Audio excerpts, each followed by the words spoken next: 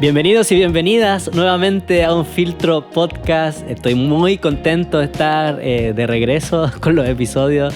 La verdad es que este último mes fue un poco complejo en lo personal porque nos enfermamos todos en la casa. ¿Para qué?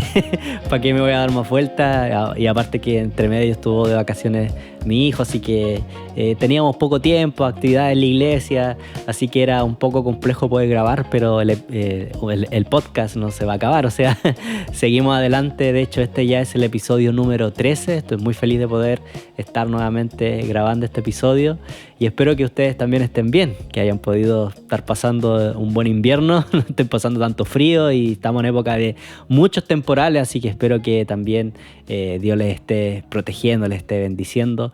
Y el episodio del día de hoy se llama Reyes y Sacerdotes.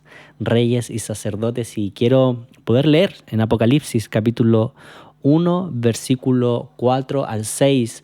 Dice: Juan, a las 7 iglesias que están en Asia, gracia y paz a vosotros, del que es y que era y que ha de venir, y de los 7 espíritus que están delante de su trono, y de Jesucristo el testigo fiel, el primogénito de los muertos y el soberano de los reyes de la tierra. El soberano de los reyes de la tierra.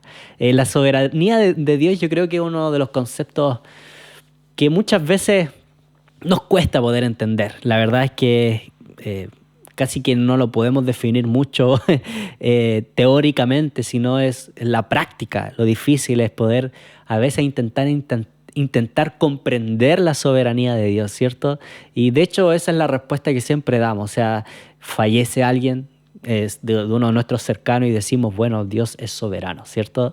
O tenemos alguna mala noticia en el trabajo, donde sea, bueno, estamos confiando en la soberanía de Dios. Porque cuando hablamos en la soberanía de Dios es como que le damos la libertad a Dios que Él tome decisiones por nosotros, ¿cierto? Descansamos en las decisiones, en la soberanía de Dios. Pero no solamente esa soberanía ejerce sobre mi vida o ejerce sobre tu vida, sino que incluso, como dice la palabra, sobre los reyes de la tierra.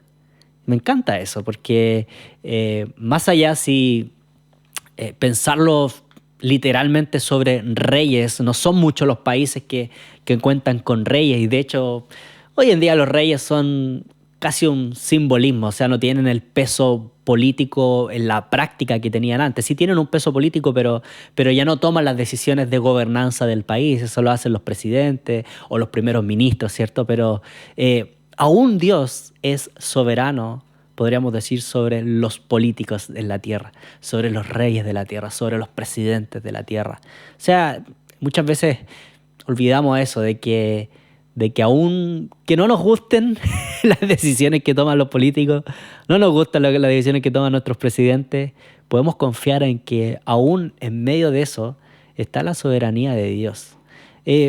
La verdad es que si echamos la vista atrás, sobre todo en el Antiguo Testamento, la idea principal de Dios o la voluntad perfecta de Dios era que el ser humano fuera gobernado por Dios directamente. Y de hecho, por eso podemos ver en el Antiguo Testamento que Dios estableció sacerdotes, por ejemplo, para que pudieran hablar al pueblo, ¿cierto? A través de Dios pudiera hablar al pueblo a través de los sacerdotes. Lo mismo con los jueces, ¿cierto? Tantos jueces que podemos conocer, el mismo Gedeón que se nos puede venir a la mente y otros más, eran personas ungidas por Dios, personas enviadas por Dios para poder hablar al pueblo, para poder incluso pelear en el nombre de Dios y poder salvar al pueblo de los enemigos, al pueblo de Dios de los enemigos. Y llegó un momento donde la humanidad, y en este caso y específicamente el pueblo de Dios, quiso tener su propio rey. Quiso tener su rey y empezó a mirar, porque siempre nos suele pasar, o sea, lo que tienen los del lado, como que siempre lo deseamos. O sea, el pasto del vecino siempre está más verde que el nuestro, ¿cierto? Los demás tienen un mejor trabajo que nosotros, o tienen una mejor familia, o tienen un mejor un mayor bienestar económico que nosotros, porque muchas veces nos dejamos llevar por apariencia, ¿cierto? O sea, vemos que tiene un mejor auto y decimos, no, le está yendo mucho mejor que nosotros. Realmente nunca sabemos el trasfondo. Hay tanta apariencia, a veces nos fijamos en cómo están vestidos, ¿cierto? Oh, es que esa ropa es cara y no, le debe ir bien. En realidad no sabemos cuánto endeudamiento hay detrás de todo esto. Sin embargo, algo parecido pasó con el pueblo de Dios. O sea, vieron que otros países, otras naciones tenían sus reyes y dijeron, wow, o sea, ellos tienen reyes. Es mucho más fácil poder tomar decisiones porque el rey es alguien humano que dice hagamos esto, hagamos lo otro y le seguimos. Entonces, ¿por qué no nosotros? ¿Por qué no nosotros podemos tener nuestro propio rey? Y, y eso es unas decisiones que toma Dios en su soberanía, que permitió que el pueblo de Dios tuviera su propio rey, aún sabiendo que no era lo ideal. Para Dios lo ideal siempre fue Dios gobernar al pueblo a través de sacerdotes, a través de jueces. Sin embargo, permitió que el pueblo de Dios tuviera su propio rey y el primer rey fue Saúl. Saúl lo conocemos por, por su peor versión, ¿cierto? Cuando se levanta David, mata a Goliat, ¿cierto? Lo destruye y David empieza a tener fama y la gente empieza a corear que David había matado muchos más que los que había matado Saúl, ¿cierto? Y Saúl empieza a volverse loco, empieza a sufrir un poco de bipolaridad, empieza a perseguir a David, lo quiere matar, qué sé yo, etcétera, etcétera. Y Dios, y en todo este intertanto ya Dios había ungido a David para que David fuera el siguiente rey después de Saúl. O sea, imagínate, ya con el primer rey ya estamos con problemas. Con el primer rey ya podemos ver las consecuencias de muchas de las decisiones que la humanidad toma.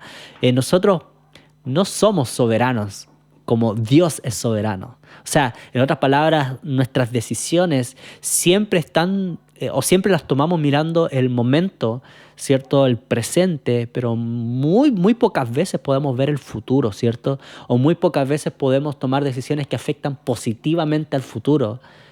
Y eso fue lo que pasó con el pueblo de Dios, porque ellos tomaron la decisión de queremos tener un rey. Bueno, Dios les da la oportunidad de tener un rey, porque Dios es soberano, es misericordioso, es bondadoso, esa voluntad media permisiva que te permito, bueno, si tú insistes, si eres porfiado y me pides tanto lo que tú quieres, bueno, te lo doy, pero atenta a esas consecuencias.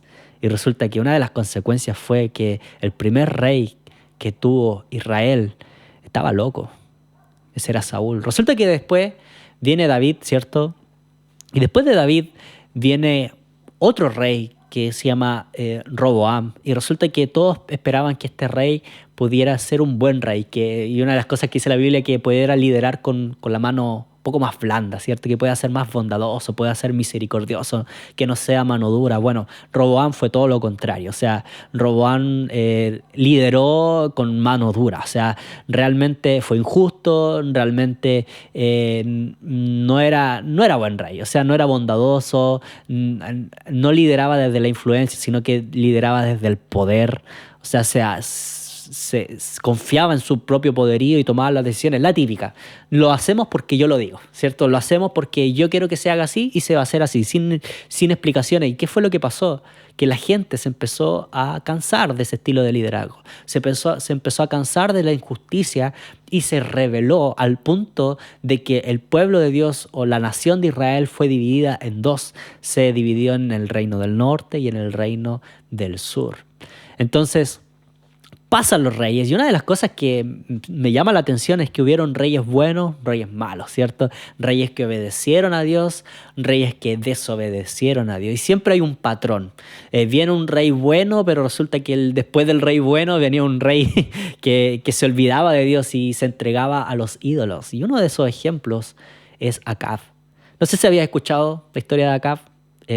No la vamos a hablar completa, pero Acab fue un rey que desobedeció a Dios, pero de una de las maneras más aberrantes. O sea, Acab es recordado como uno de los peores reyes en la historia. Esto lo podemos leer en Primera de Reyes. Primera de Reyes, capítulo 16, versículo 30 al 33 dice que y reinó Acab, hijo de Omri, sobre Israel en Samaria 22 años. O sea, imagínate, 22 años sufriendo a este rey. Y Acab, hijo de Omri, hizo lo malo ante los ojos de Jehová, más que todos los que reinaron ante él. O sea, imagínate, quedó escrito en la Biblia, en la Escritura quedó escrito que hizo lo malo, más incluso que todos aquellos que reinaron antes que él. Después dice, porque le fue ligera cosa andar en los pecados de Jeroboam, hijo de Nabat, y tomó por mujer a Jezabel. Jezabel, quédate con ese nombre. Hija de Etbaal, quédate también con ese nombre. Rey de los Sidonios. Y fue y sirvió a Baal y lo adoró. E hizo altar a Baal en el templo de Baal que él edificó en Samaria. Hizo también Acab una imagen de acera, haciendo así Acab más que todos los reyes de Israel que reinaron antes que él, para provocar la ira de Jehová, Dios de Israel. O sea, Acab fue un idólatra. Acab fue el que mayor idolatría introdujo en Israel, sin contar a Salomón que venía después. ¿Cierto? Resulta que Acab, Salomón estuvo antes. O sea, imagínate que Acab fue considerado el mayor idólatra por sobre todos los anteriores a él. Eso fue lo que quedó registrado. Entonces, ¿por qué? Y aquí vamos a desmenuzar un poco la actitud de Acab. Resulta que uno de los nombres que te dije con los que te quedaras es Jezabel. Jezabel no es un nombre muy bonito, que suena muy lindo. De hecho, yo creo que nadie le pondría Jezabel a su hija y les recomiendo que no le pongan Jezabel a su hija, porque realmente Jezabel viene de un trasfondo muy turbio. Porque cuyo padre, el padre de Jezabel, era el rey Etbaal. Y tú puedes leer ya Etbaal y ya te suena a Baal, al dios Baal. De hecho, Etbaal significa literalmente con Baal. Y otra de las maneras en la que se mencionaba a Etbaal o dentro del idioma original era Itóbalo. También le decían Itóbalo a él, que es Baal con él. O sea, estaba protegido por Baal, estaba acompañado con Baal. O sea, su nombre ya cargaba una identidad de idolatría hacia Baal. Pero resulta que le pone a Jezabel un nombre similar, porque Jezabel también tiene mucho que ver con Baal. Entonces, ¿quién era Etbaal o quién era Itóbalo? Para poder saber esto no va a aparecer en la escritura. En realidad tenemos que ir un poco a la historia de los fenicios, porque Etbaal fue rey de los sidonios en Tiro y Sidón, ¿ya? Y aquí quiero leer un poco porque dice que Etbaal, para poder llegar al reinado, tuvo que asesinar al rey anterior. De esa manera Etbaal llegó al reinado. Pero resulta que él, antes de asesinar a ese rey, él era sacerdote de los dioses paganos. O sea, era alguien que lideraba religiosamente a su propia nación. Era el sacerdote. Era el que supuestamente hablaba en nombre de estos dioses al pueblo y entregaba sacrificios a estos dioses. Y resulta que de ahí viene Jezabel. O sea, Etbaal tiene a su hija, ¿cierto? Jezabel. Y allá es donde se va a meter Acab. O sea, Acab toma la decisión de casarse con la mujer más idólatra, la mujer más pecaminosa que podría encontrar, porque esa Jezabel era cosa seria. Y no me malinterprete, porque esto ya lo prediqué en otro momento y me dijeron, oye, pero ¿cómo tan machista, echándole la culpa a las mujeres? Bueno, si yo no tengo la culpa de que Jezabel haya sido así. O sea, ella simplemente era así.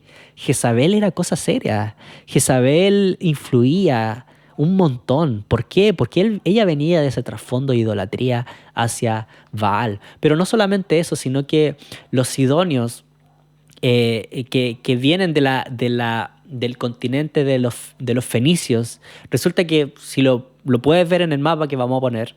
Resulta que justo está en la costa, está el mar, está Fenicia, ¿cierto? Ahí está Sidón, está Tiro, y resulta que después viene Israel. O sea, Acab buscó cerquita poder casarse, pero no solamente porque no sé cómo era el rostro de Jezabel, no sé cómo era su físico, no sé cómo era su personalidad, no sé si realmente se habrá enamorado de Jezabel o buscaba un convenio comercial, porque estos tipos vendían harto, o sea, comercializaban un montón con el mar. Entonces, del mar iban a sacar, es como quien vende pan, ¿cierto? Tú sabes que el panadero siempre va a tener pega porque todos comemos pan, ¿cierto? A todos nos encanta el pan, o el que está en el área, no sé, incluso me imagino el tema de la mecánica, ¿cierto? A todos necesitan arreglar los autos, o sea, si te vas a casar con alguien, bueno, cásate con alguien que tenga una empresa de un buen rubro. Y eso fue lo que hizo Acab, o sea, se aseguró económicamente para Israel, se aseguró comercialmente de tener siempre clientela, hizo alianza de reinado. ¿Para qué? Para tener un buen futuro para Israel. Yo creo que muchas de las decisiones que nosotros tomamos, ¿cierto?, es para tener un buen futuro. Y resulta que lo que hizo Acab fue tomar esta decisión, pero no sabía o no era consciente, tenía una visión demasiado corta, que resulta que junto con Jezabel iba a venir toda una historia de idolatría. De hecho, para que podamos entender un poco la influencia de Jezabel, en Apocalipsis capítulo 2 versículo 20, dice que, pero tengo unas pocas cosas contra ti. Y este es Cristo hablando en Apocalipsis. A la iglesia de Tiatira dice, pero tengo unas pocas cosas contra ti, que toleras que esa mujer Jezabel, que se dice profetiza, enseñe y seduzca a mis siervos a fornicar y a comer cosas sacrificadas a los ídolos. ¡Wow! No sabemos si realmente era Jezabel, que se llamaba Jezabel, o está hablando de una mujer que tenía, como a veces decimos, el espíritu de Jezabel, tenía la actitud de Jezabel, tenía la influencia que tenía Jezabel. Entonces, Jezabel venía a influenciar a Acab. ¿Y qué hizo? Lo mandó a idolatrar a Acab. Lo mandó a hacer sacrificios. Lo mandó a hacer figuras, esculturas. ¿Para qué? Para que el pueblo pudiera adorar y pudiera volver su mirada a Baal. Entonces, una de las cosas que siempre hizo Dios, cuando permitió que existieran reyes para liderar al pueblo, también permitió que existieran profetas para hacer el contrapeso a los reyes. ¿Por qué los reyes se volvían locos? Los reyes se volvían locos con el poder, se volvían locos con la fama, con el dinero, con las alianzas. Entonces, ¿qué hacía Dios? Bueno, vamos a poner un profeta que pudiera hacer el contrapeso. ¿Cuál fue el profeta que hizo el contrapeso acá? Fue Elías. Elías era el profeta que estuvo cerca de Acab, intentando que Acab pudiera entrar en razón. Y de hecho me encanta porque el nombre de Elías significa mi Dios es Yahvé. Mi Dios es Yahvé. Y imagínate, o sea, estaba Acab casado con Jezabel, que su nombre ya viene con la carga de Baal. Pero Dios permite a un profeta cuyo nombre, cuya identidad era recordarles continuamente con solo su nombre. Cuando ellos mencionaran Elías, estaban diciendo, mi Dios es Yahvé. Cada vez que decían Elías, oye, mi Dios es Yahvé. Imagínate, ¿puedes entender esto? O sea, Dios no solamente pone un contrapeso para decir algo que pudiera entrar en razón a Acab, sino que incluso le pone el nombre correcto al profeta. Pero resulta que Elías quiere confrontar a Acab y le quiere decir, oye, estas cosas que estás haciendo no están bien. Y en Primera de Reyes 17, versículo 1 al 6, dice, entonces Elías Tisbita, que era de los moradores de Galaad, dijo a Acab, vive Jehová, Dios de Israel, en cuya presencia estoy, que no habrá lluvia ni rocío en estos años, sino por mi palabra. Y vino a él palabra de Jehová diciendo, apártate de aquí, vuélvete al oriente y escóndete en el arroyo de Kerit, que está frente al Jordán. Beberás del arroyo y yo he mandado a los cuervos que te den de comer allí. Eso le dice Dios a Elías. Y él fue e hizo conforme a la palabra de Jehová, pues se fue y vivió junto al arroyo de Querit, que está frente a Jordán. Y los cuervos le traían pan y carne por la mañana y pan y carne por la tarde y vivía del arroyo. Pasados algunos días se secó el arroyo porque vino la sequía, ¿cierto? Porque no había llovido sobre la tierra. Entonces Elías, por su lado, por su mundo, ¿cierto? Como que aquí hubieran mundos paralelos porque estaba Acab con Jezabel haciendo sus idolatrías, pero por otra parte estaba Elías viviendo su propio mundo, su propia relación con Dios. Y Dios le dice, Elías, vete de aquí, ándate y yo te voy a proveer.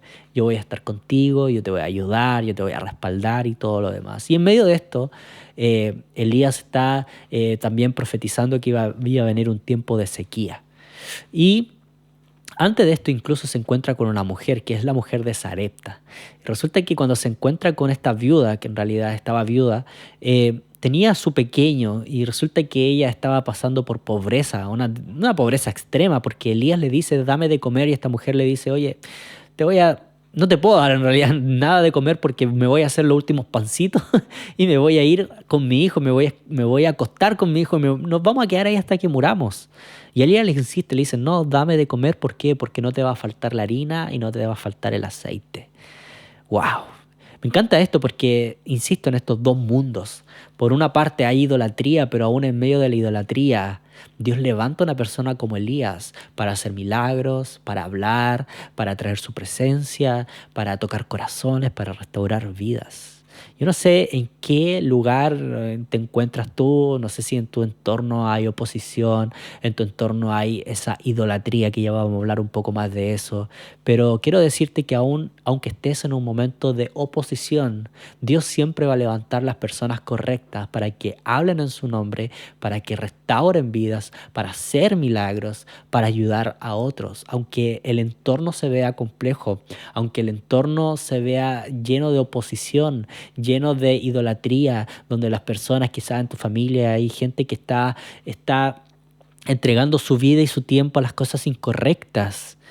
Dios te va a usar a ti para ser ese Elías que se pueda levantar en medio de la idolatría y empezar a hablar de parte de Dios a las personas y ayudarlas. Entonces, resulta que después de esto se encuentra Elías con Acab nuevamente, y ahora sí llegamos a lo de la sequía. En el capítulo 18 de Reyes, en el versículo 17, estos primeros Reyes 18, 17, dice, cuando Acab vio a Elías, le dijo, ¿eres tú el que turbas a Israel? Así como Acab echándole la culpa a Elías de que Elías estaba dejando la escoba. Pero dice, y él respondió, yo no he turbado a Israel, sino tú y la casa de tu padre, dejando los mandamientos de Jehová y siguiendo a los Baales. Envía pues ahora y congrégame a todo Israel en el monte Carmelo. Y los 450, imagínate, 450 profetas de Baal y los 400 profetas de Acera que comen de la mesa de Jezabel. Entonces dice el versículo 20, el versículo siguiente dice, entonces Acab convocó a todos los hijos de Israel y reunió a los profetas en el monte Carmelo. Yo quiero poner una imagen donde vas a ver un triángulo. No te asustes, no es nada raro, no estamos invocando a nadie, a nada extraño, pero quiero explicar algo que yo me he dado cuenta cuando ya hemos llegado a esta parte de la lectura, de que puedes ver cómo era el reinado de Acab. O sea, yo no quiero defender a Acab, pero sí yo diría que la decisión mala, la peor decisión que tomó Acab fue cuando empezó todo, fue casarse con Jezabel. Porque puedes ver que está Acab, está Jezabel y está Elías. Y Acab recibía influencia de ambos. Recibía la influencia de Jezabel para la idolatría y recibía la influencia de Elías para volver el corazón de los pueblos y de su propio corazón de Acab hacia Dios. Entonces, ¿qué es lo que pasaba con Acab? Resulta que Acab tenía falta de carácter. Tenía falta de carácter. Estaba dudando siempre entre dos formas de vivir, entre dos formas de pensar o entre dos formas de decidir, al punto que Elías le da instrucciones. ¿Por qué? Porque evidentemente los profetas tenían esa autoridad de parte de Dios de hablar a los reyes, de decirle la verdad de frente, pero Acab era rey, o sea, Acab le podría haber dicho, oye Elías, pero ¿qué te crees tú de mandarme a mí a juntar a los profetas? Bueno, yo haré lo que yo quiera. No, pero no fue así, sino que acá lo acabamos de leer, dijo, voy a juntar estos profetas. Y resulta que Acab juntó a 450 profetas de los Baales y Elías solito se iba a enfrentar a 450 profetas de Baal. ¿Qué fue lo que pasa? Resulta que Elías habla y le dice al pueblo, en el versículo 21 dice, acercándose Elías a todo el pueblo, dijo, ¿hasta cuándo claudicaréis vosotros entre dos pensamientos? Si Jehová es Dios, seguidle, y si Baal, id en pos de él. Y el pueblo no respondió palabra. Quiero leerlo en la versión NTV. Dice, Elías se paró frente a ellos y dijo, ¿hasta cuándo seguirán indecisos? ¿Hasta cuándo seguirán indecisos, titubeando entre dos opiniones? ¿Hasta cuándo seguirán indecisos, titubeando entre dos opiniones? Quiero decirte algo. Todo, todo líder es de influencia, sí o sí, a las personas que está liderando. Y en este caso, la duda que tenía el pueblo de a quién adorar, si a Dios o a los Baales. Esa era la duda que tenía Acab. Sea lo que estaba sufriendo el pueblo, la indecisión del pueblo era la consecuencia de la indecisión de su rey. No sé si me sigues con la idea. ¿Cuánta influencia podía tener el rey en las decisiones del pueblo? Todas, porque el rey tomaba las decisiones. El rey hacía los acuerdos comerciales. El rey hacía las alianzas necesarias. El rey tomaba decisiones de reinado que influenciaban directamente en el pueblo. Entonces lo que está haciendo Elías cuando le dice ¿hasta cuándo dudan entre dos pensamientos? Lo que le está diciendo es, en otras palabras, es ustedes están dudando porque Acab está dudando. Y así es, porque esas decisiones son importantes.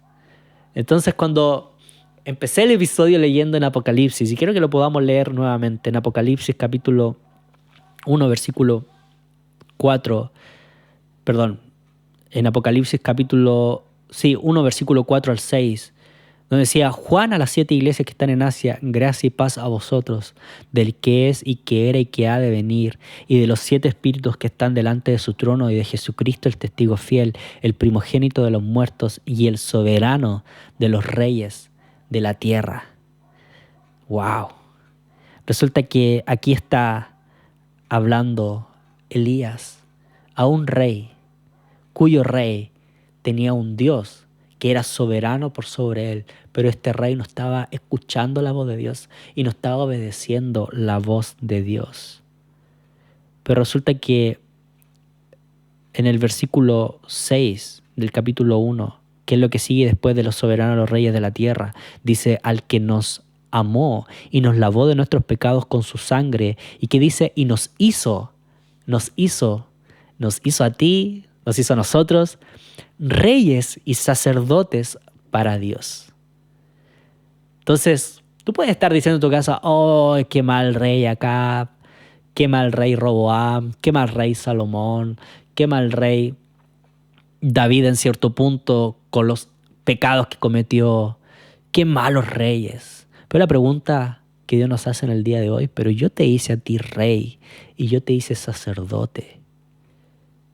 Y la pregunta que Dios nos está haciendo es, ¿qué decisiones estás tomando como rey y como sacerdote en tu vida?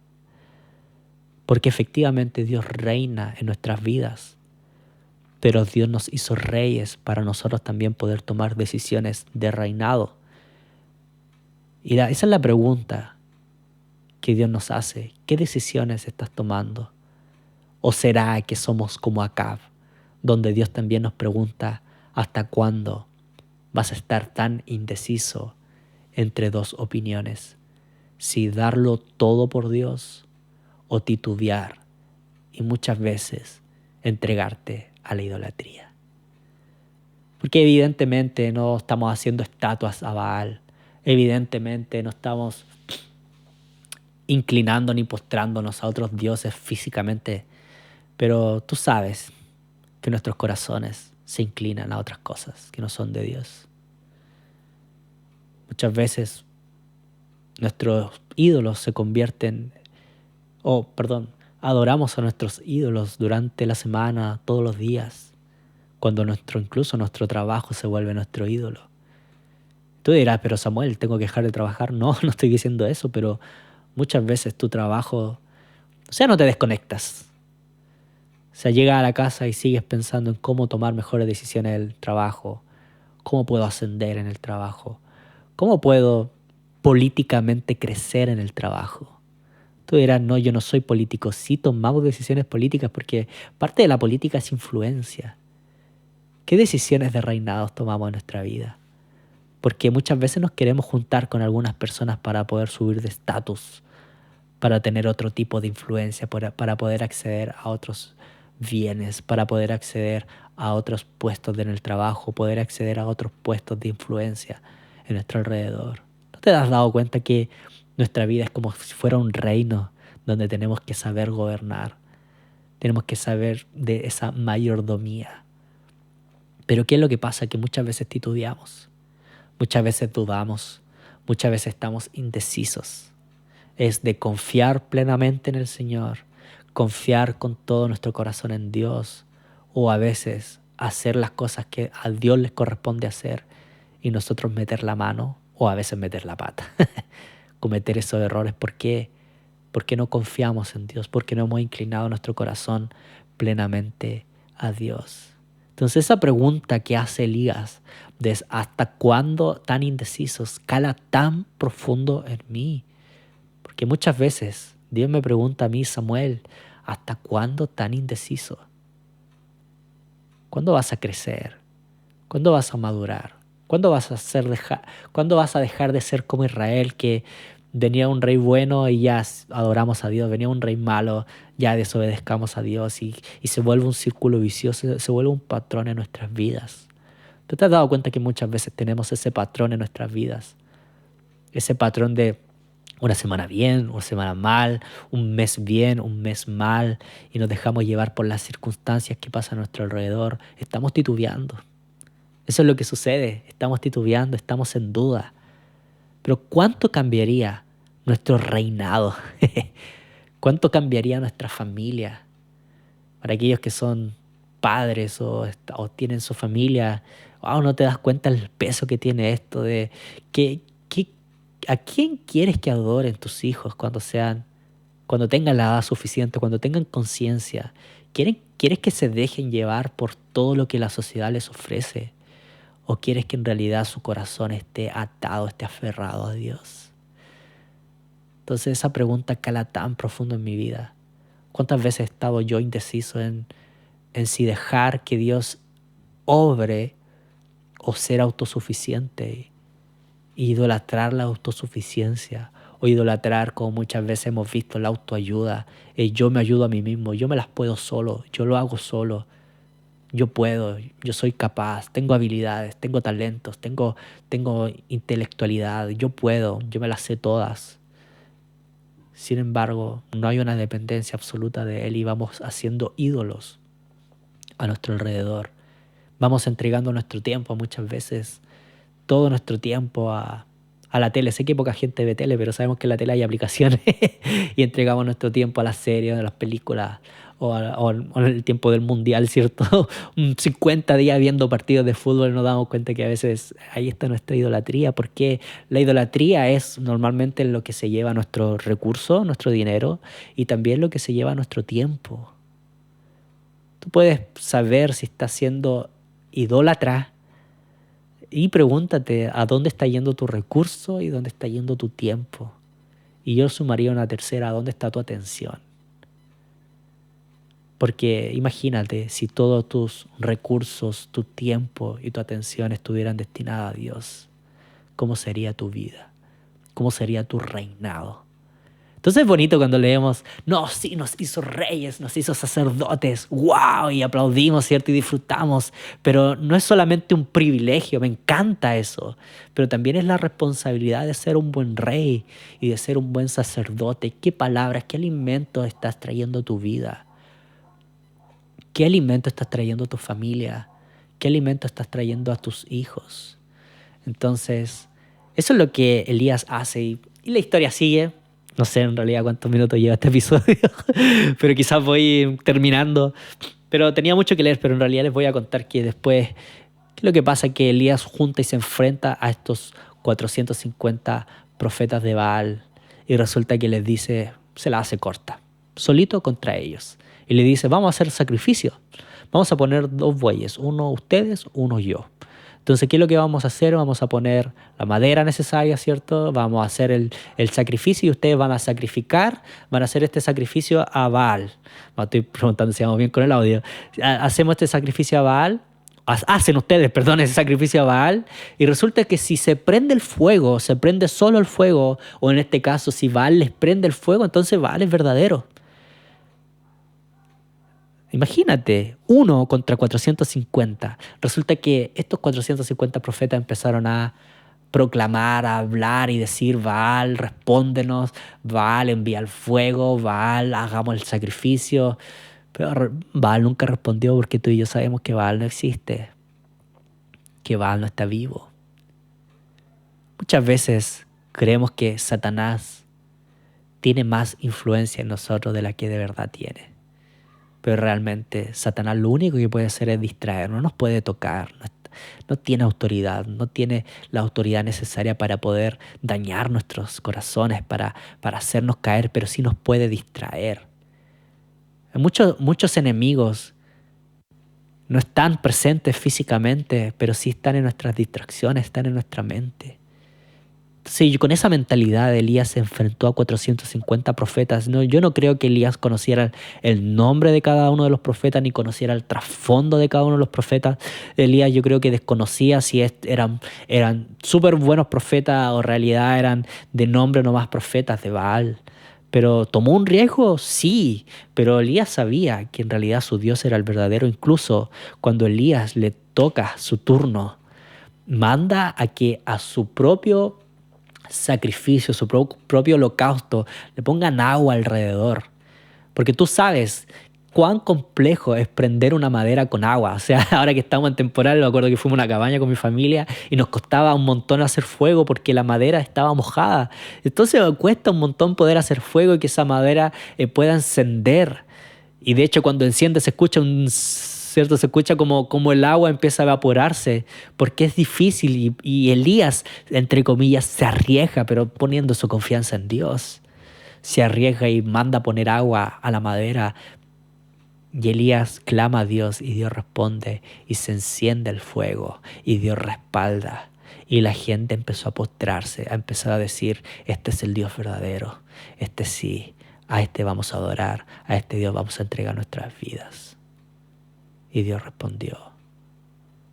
Entonces quiero decirte algo, que al Dios que adoramos es el único y verdadero Dios. Después no solamente pasó eso, sino que Elías fue, como ustedes saben, estaban en tiempo de sequía, y en el versículo 41 dice que entonces Elías dijo a Acab, sube, come y bebe, porque una lluvia grande se oye. Acab subió a comer y a beber, y Elías subió a la cumbre del Carmelo y postrándose en la tierra puso su rostro entre las rodillas y dijo a su criado, sube ahora y mira hacia el mar. Y él subió y miró y dijo, no hay nada. Y él le volvió a decir, vuelve 7 veces. A la 7ª vez dijo, yo veo una nube, una pequeña nube como la palma de la mano de un hombre que sube del mar. Y él dijo, ve y di a Acab, unce su carro y desciende para que la lluvia no te ataje. Y aconteció, estando en esto, que los cielos se oscurecieron con nubes y vientos y hubo una gran lluvia. Entonces Elías sigue siendo respaldado por Dios.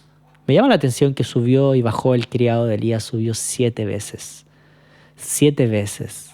La insistencia de hacer todo 7 veces.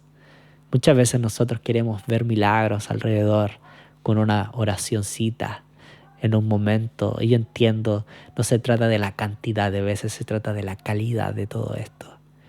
Pero resulta que Elías estaba postrado, porque para Elías siempre Dios fue el rey verdadero. Para Elías siempre Dios fue el soberano sobre los reyes. No te dejes intimidar. No te dejes intimidar por lo que el enemigo está haciendo. No prestes oídos a Jezabel. Imagínate cómo Jezabel influenciaba en Acab, cómo lo hacía que éste pudiera hacer idolatría a Baal. Lo que tú tienes que hacer es escuchar. Este es el primer punto. Ahora llega el primer punto. Lo que tú tienes que hacer y lo que yo tengo que hacer es rodearme de las personas correctas. Tenemos que rodearnos de personas llenas del Espíritu Santo, que nos puedan hablar de parte de Dios, que nos puedan guiar. Ese es el oído que tenemos que prestar. No prestar oídos a Jezabel, no prestar oídos a personas que no nos van a saber aconsejar, no prestar oídos a personas que solamente están idolatrando a otras cosas, donde pusieron su tiempo, su recurso y su atención a un montón de otras cosas, menos a Dios. Quizás una de las decisiones más complejas que te va a tocar es saber de quién te rodeas. Quizás una de las decisiones más difíciles que vas a tomar va a tener que quizá empezar a evaluar dónde estoy pasando el mayor tiempo de mi día. Quizá en el lugar de trabajo. No te digo que cambies de trabajo ni renuncies, pero quizás vas a tener que evaluar si el puesto en el que estás es... Tú, no sé si muchas veces llevamos a ese extremo nuestras vidas. Realmente, esto sinceramente no sé si... y hoy día justo el pastor predicaba en la iglesia que nos dejamos llevar por las circunstancias, entonces, como Dios proveyó el trabajo, decimos, no, si fue Dios, ¿por qué Dios proveyó el trabajo? Pero ¿y si no era el trabajo correcto? Y claro, yo sé que el contraargumento es que necesito el dinero, necesito la plata, necesito eso, sí, pero ¿no es acaso Rey soberano sobre los reyes? Que podemos depender absolutamente de la soberanía de Dios. Y si ese trabajo o ese entorno en el que te mueves no te está bendiciendo, no te está edificando, ¿por qué no le pides a Dios que haga su voluntad y te mueva al lugar correcto? ¿Por qué no tomas decisiones de reinado en tu vida? ¿Por qué no tomamos decisiones de futuro, de bienestar, pero no comercial, no de platita, no de dinero, sino de alma, de espíritu, de mi familia, de mi relación con Dios? Y el segundo, yo solamente quiero decirte que es tan importante que reforcemos siempre que Dios es el más grande de todos. Y en Apocalipsis, se me perdió el teléfono, y en Apocalipsis, quiero terminar con esto, capítulo 19, versículo 11 al 16. Voy a leer el versículo 15. Dice que de su boca, hablando de Jesús, dice que de su boca sale una espada aguda para herir con ellas a las naciones. O sea, la boca, la espada que está en la boca de Cristo puede traspasar a todas las naciones. Y Él las regirá con vara de hierro, y Él pisa el lagar del vino del furor y de la ira del Dios Todopoderoso. Y aquí el versículo 16 dice, y en su vestidura y en su muslo tiene escrito este nombre, Rey de Reyes y Señor de Señores. En su muslo tiene escrito Rey de Reyes y Señor de Señores. Quiero que podamos dimensionar, y yo quiero que llegue ese día, yo quiero ver eso. Yo ansío, no hallo la hora de poder ver ese muslo, poder leer, porque la palabra dice que es así, y yo confío en eso, que voy a poder leer, que Dios, que Cristo es el Rey de Reyes y el Señor de Señores. ¿Quién quieres que sea tu Dios? ¿Quién quieres que sea tu Rey? Yo en mi caso, estoy dispuesto a tomar las decisiones más difíciles, dispuesto a tomar las decisiones más complejas, con tal de que el Rey de Reyes siga en el trono de mi vida, que siga en el lugar que le corresponde en mi vida. Me encanta una de las canciones antiguas, muy antigua, de Marco Brunet y la banda Toma tu Lugar, específicamente la canción Toma tu Lugar, que decíamos, ven y toma tu lugar, Señor Jesús. Quizás eso es una buena oración. Quizás sacaste a Dios del lugar que corresponde en tu vida. Quizás hiciste alianzas. Quizás tomaste decisiones de reinado en tu familia y ahora estás sufriendo las consecuencias. Pero nunca es tarde. Nunca es tarde para poder volver a poner tu corazón y rendir tu corazón ante el Rey de Reyes y Señor de Señores. Yo quiero estar presente, yo quiero leer eso en el muslo de Cristo.